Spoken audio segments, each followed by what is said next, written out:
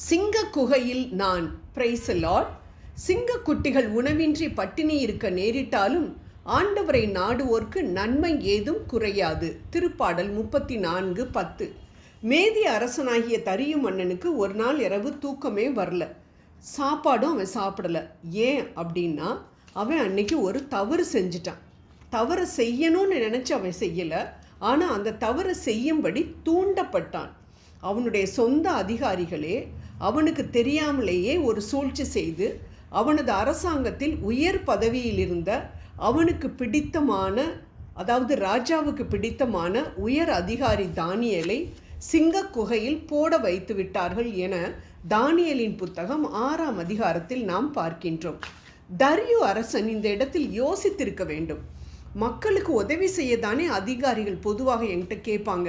ஆனால் இன்னைக்கு இதுவரைக்கும் யாருமே கேட்டுறாத ஒரு காரியத்தை, அதாவது 30 நாட்கள் வரையில் யாரும் அரசனை தவிர வேறு எந்த தெய்வத்திடமும் விண்ணப்பம் பண்ணக்கூடாது. அப்படி விண்ணப்பம் பண்ணினால் சிங்க குகையில் தள்ளப்பட வேண்டும் என உத்தரவு போட வேண்டும் என கேட்கிறார்களே, ஏன் என்று அவன் யோசித்திருக்க வேண்டும். நீதிமொழிகள் 25:2 காரியத்தை ஆராய்வது ராஜாக்களுக்கு மேன்மை என்று சொல்லப்பட்டிருக்கிறது. ஆனால் தரியு அரசன் வித்தியாசமான உத்தரவு போட சொல்கிறார்களே ஏன் என்று யோசிக்கவில்லை. ஏனென்றால் நாம் நன்றாக இந்த 6ஆம் அதிகாரத்தை வாசித்து பார்த்தோம் என்றால் நமக்கு ஒரு காரியம் புலப்படுகின்றது. ஆம், தானியேல் 6:6 வசனத்தில் தரியு அரசரே நீர் நீடூழி வாழ்க என்று அவரை புகழ்ந்து அரசனைத்தான் எல்லோரும் வணங்க வேண்டும் என சொன்னவுடன் இவனுக்கு தலைகால் புரியவில்லை. இந்த சூழ்ச்சிக்காரரின் வஞ்சனையான புகழ்ச்சிக்கு இவன் மயங்கி விட்டான். அதே போல எல்லோரும் தன்னை மட்டும்தான் வணங்க வேண்டும் என சொன்னவுடன் இவன் அப்படியே புகழ்ச்சியில் விழுந்து விட்டான். அந்த புகழ்ச்சி அவனது கண்ணை மறைத்து விட்டது. புத்தியை ஏன் எதற்கு என்று ஆராயாதபடி மழுங்கடித்து விட்டது. ஆம் அன்பானவர்களே, நாமும் நம்மை யாராவது அதிகமாக புகழ்கிறாங்கன்னா நம்ம உடனே ஜாக்கிரதையாக இருக்கணும்.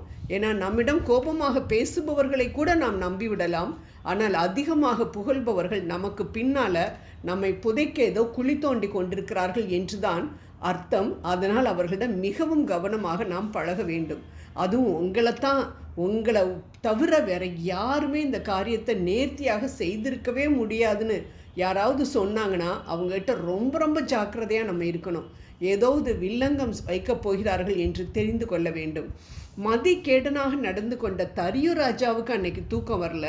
ஆனால் பள்ளிக்கடாவாக ஆக்கப்பட்ட தானியேல், சிங்க குகையில் போடப்பட்ட தானியேல் தூக்கமின்றி தவித்ததாக விவிலியம் கூறவில்லை. ஏன்? சிங்கத்தின் வாயை ஆண்டவர் கட்டி போட்டு விட்டதால் அவை அவர் பக்கத்தில் அமைதியாக உட்கார்ந்திருக்கக்கூடும். அவைகளோடு அவர் விளையாடி கொண்டு கூட இருந்திருக்கலாம். அடுத்த நாள் காலையில் வேகமாக குகைக்கு சென்ற ராஜாவிடம் தானியேல் ஏன் போட்டீங்க, கொஞ்சம் கூட யோசிச்சிருக்க கூடாதான், நான் எவ்வளவு லாயலாக இருந்தேன் உங்களுக்கு என்றெல்லாம் கேட்கவில்லை. ஏனென்றால் தானியேலுக்கு தெரியும் எப்படிப்பட்ட பிரச்சனையாக இருந்தாலும் தன்னை தப்புவிக்க தேவன் வல்லவராய் இருக்கிறார் என்று. ஆம், தானியேலின் இடத்தில் நம்மை வைத்து பார்த்தோம் என்றால் என்ன நடந்திருக்கும்? நாமும் தவறு எதுவுமே செய்யலை. அதனால என்ன சொல்லியிருந்திருப்போம்? நாங்கள் எதுவுமே செய்யவே இல்லையே, என்னையே இவ்வளவு தூரத்துக்கு தண்டிக்கிறீங்க அப்படின்னு சொல்லி நம்ம ஆர்கியூ பண்ணியிருப்போம். ஆனால் கேட்க வேண்டியவங்க அதை கேட்கல அப்படின்னு சொன்னால் அழுது கூப்பாடு போட்டிருப்போம். குகைக்குள்ளே போட கூட்டி கொண்டு போன அதிகாரிகளை வசைப்பாடி இருப்போம். எதுவும் எடுபடாத நிலையில் சிங்கங்கள் போன்ற எதிரிகளிடம் வேற வழியே இல்லைன்னு சரணாகதி அடைந்திருப்போம். முடிவில் சிங்கங்களினால் பீருண்டு போயிருப்போம். அதாவது பிரச்சனைகளிலிருந்து விடுபடாமல் கலங்கி போயிருப்போம். ஆம் அன்பானவர்களே, நாம் மற்றவர்களின் சூழ்ச்சிக்கு ஆளாகி பயங்கரமான பிரச்சனைகளில் மாட்டிக்கொண்டு வழி தெரியாமல் சிக்கிக்கொண்டிருந்தோம் என்றால் நாம் தானியேலை போல நீதி கேடில்லாத மனிதனாக, அதாவது குற்றமற்றவர்களாக நாம் இருந்தோம் என்றால் ஏசாயா 48:20 படி நம் தேவன் எல்லாவற்றையும் மாற்ற வல்லவராயிருக்கின்றார். சிங்க குகையில் இருந்த சிங்கங்களின் வாயை கட்டி போட்ட தேவனால் நம் எதிராளிகளின் சூழ்ச்சிகளையும் தவிடு பொடியாக்கி போட முடியும். நமக்கு விரோதமாய் உருவாக்கப்படும் எந்த ஆயுதமும் வாய்க்காதே போகும். நமக்கு விரோதமாக உருவாகும் எந்த நாவையும் நாம் குற்றப்படுத்துவோம் என்று ஏசாயா 54:17 வாசிக்கின்றோம். இது நிச்சயம் நமது வாழ்வில் நடக்கும். ஜெபம் செய்வோம். முடிவுகளை மாற்றும் தேவனே, எங்களுக்கு எதிராக எழும்பியிருக்கின்ற சேனைகளை முறியடிக்க தேவையான குற்றமில்லாத வாழ்க்கை வாழ எங்களுக்கு கிருபை புரிவீராக. ஆமென்.